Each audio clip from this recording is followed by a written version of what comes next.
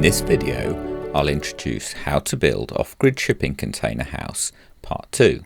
Part 2 continues our adventure and all the details on how we turn 2 shipping containers into a house.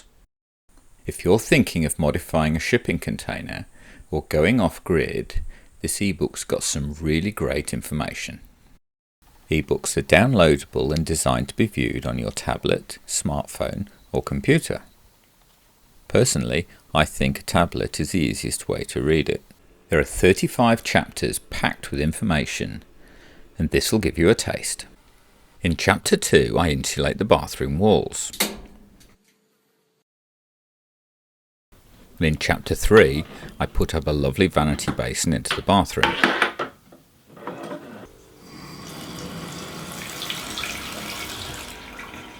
Throughout this ebook, there are links to my videos. You'll see exactly how I do everything. Chapter 4 is a redesign on the lighting modules. This makes it much easier for me to install lighting on my own in a modular format. I also install mini orb sheeting with insulation. Each chapter has a hindsight and wisdom section where I share what I would do differently if I was to do the project again. This shares the really valuable time and cost savings. 5 sees the installation of a standalone hot water system that runs on a 9 kilo gas bottle and just a couple of batteries. I fix holes in Chapter 6. We improve our broadband with a specialist internet aerial. We get a big speed increase. The rainwater tanks get wireless gauges. And I bridge the gap between the 2 containers to make a walkway.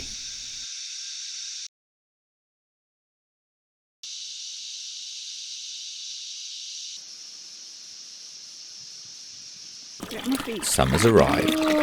The outdoor solar bath gets brought back into service. Chapter 11 is earth bonding and electrical safety and protection. 12 sees an increase in water collection by putting gutters underneath the container.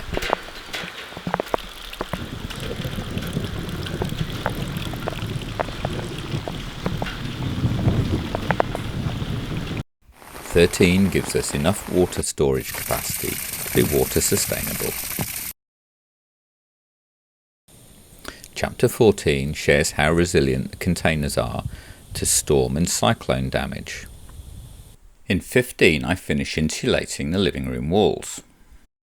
We add insulation to our very safe log-burning fire. Sarah goes to stained glass window classes, and we're the first shipping container in the world to have stained glass windows. Vertical blinds for the bedroom. Shade cloth between the containers gives us an environment for the plants that don't like full sun and somewhere to sit. The 12-volt lighting system gets an upgrade and we invest in a good battery charger.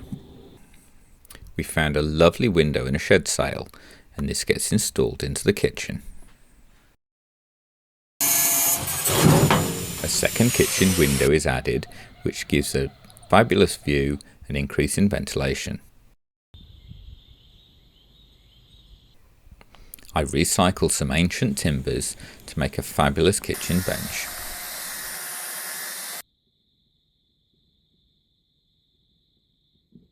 I make another bench and we install a much nicer kitchen sink. Yes. We improve access by installing a sliding door into the kitchen. I've got to the point where the door is actually... We increase our electrical storage capacity by adding extra solar panels onto the kitchen. In Chapter 27, I talk about how much electricity you really have when you're running on batteries. The results may surprise you. When you use the electricity wisely, you can do an awful lot. 28 installs sliding doors into the bathroom. This gives us a room with a view. In 29, I talk about how to get safe drinking water when you're living off-grid without town water. 30 is a makeover for the bathroom. In 31 we say cheerio to the plywood floors. We install a new floor which is both decorative and practical. 32 is container layout. In chapter 34 I explain in glorious detail how much everything costs in putting together a shipping container house. To buy a copy, just follow the link in the description that'll take you to my website. www.buildshippingcontainerhouse.com